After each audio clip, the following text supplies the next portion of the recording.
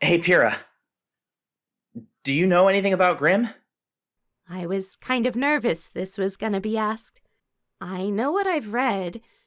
I was trained to be a fighter in an arena. I chose to be a huntress.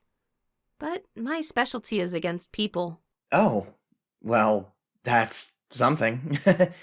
He kind of laughed at the end. It made me more aware and nervous. Hey, we'll make it through this, remember? He said with a smile, obviously telling that previous comment made me unhappy. I smiled softly and nodded.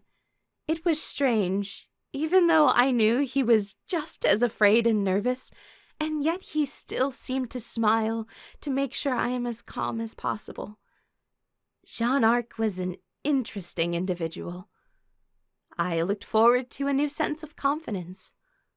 Okay, so we need to prioritize finding the artifact piece. No way could we survive 3 days with little to no survival experience or Grimm combat knowledge. Though he didn't need to vocalize it, it wasn't a wrong assessment. So, the question is, where do we look? I was thinking the same thing. This is like looking for a needle in a very, very big haystack. The bigger question would be, How many artifact halves are available? Jean again read my mind. There can't be enough for all of them, or even more so for how are the teams going to be chosen if nobody gets an artifact. It would be a good idea to also look for a place to camp. We may be here a while. Jean made a sound of agreement, and we continued our traveling. After a couple of hours, we luckily found an apple tree and took a break to eat. So, Pyrrha, you and your sister are... Opposites? Yeah, kind of an understatement, though.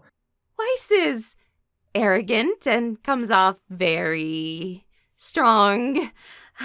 But trust me, her bite is worse than her bark. Jean visibly shivered, which made me laugh. So, what about Pyrrha? She brags about being the champion. How about you? Oh, well, my face got warm again. I never really liked talking about my championships. Did I say something wrong? Oh, man, I hope not. His look of concern made me smile. His eyes looked extremely worried and his brow furrowed. No, it's fine. I'm always asked about this fight or this championship. It's sort of become a must-do when people meet me. Plus the cereal deal. Wait! You're the girl on the Pumpkin Pete's! That's my favorite cereal! I laughed out loud this time at his enthusiasm, which he returned in laughter. Yes, Sean, that's me. And to answer your question, I am a 3 times Mistral champion. Probably is pretty easy when your semblance takes care of a majority of the enemies. He was very good at guessing. Yes, though I'm not invincible, far from it. There were some close calls in those tournaments. Then, of course, Weiss finally got into the final round against me and, well... My mind went to the fight. It was tense. Her using glyphs to maneuver around. Well, I would either shoot pot shots or use my semblance to try to survive as long as I can. She's smart. Crazy smart. She's my go-to sparring partner. She knows my every move, and she is innovative with her semblance, so it was a no-brainer who would win against the 2 of us. Well, having you and your sister on the same team would be useful. Our only issue would be Grim combat. Well, there are different jobs a hunter's team can do, so that also could be an option. He took another bite of his apple, his stare saying he was deep in thought. I wonder how many people they plan on actually passing. What do you mean? The question confused me. It sounded like he thought they wanted some people to fail. Well, let's look at it this way. Surely they don't expect all 1,000 plus students to pass this test, right? I mean, this is a very extreme test. Only a small percentage of the people involved in this test have actually seen and fought at least one Grimm, so those are more expected to pass. Then people like you and Weiss who are highly trained, granted not against Grimm, but still, you have a sense for combat. And then you have me. I don't have either. I have no affiliation to combat. I'm a comic book nerd who vaguely knows how to hold a sword and a shield. But The only reason I have a chance in this test is because I'm teamed up with you. what are you thinking? This is a scare tactic. They're expecting people like me to back out at the first sight of Grim. Hell, they may even expect people like you who have never even fought Grim to back out. That does make sense. The only problem is, what if some people get in a situation that they can't back out from? It was obvious what he was implying. If someone doesn't back out at the right time, they could easily die. The thought never really struck me, but once again, he's right. They set us up to sink or swim or get out of the pool. Well, then we won't die. We can avoid the Grim and then work on defeating them as we learn. You say that like it's easy. Look, I'm not saying it's easy, just simple. We don't know how to fight them, so we won't. I said simply, which seemed to either satisfy him or he knew there was no point in arguing. All right, we'll do it your way. That's when we heard a loud rumbling heading towards us. Make way!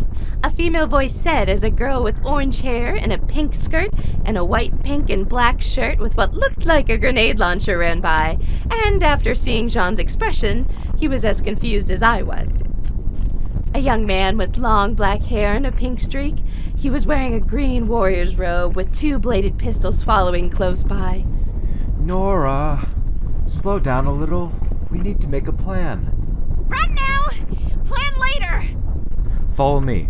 He called just as a giant white and red snake head erupted from where they entered. Needing no other reason, we followed the young man after his other partner, while I secretly used my semblance to help Jaune keep up, since I didn't know how fast he could run with the armor. Eventually we ran into a cave after seeing his partner run into the mouth. What was that?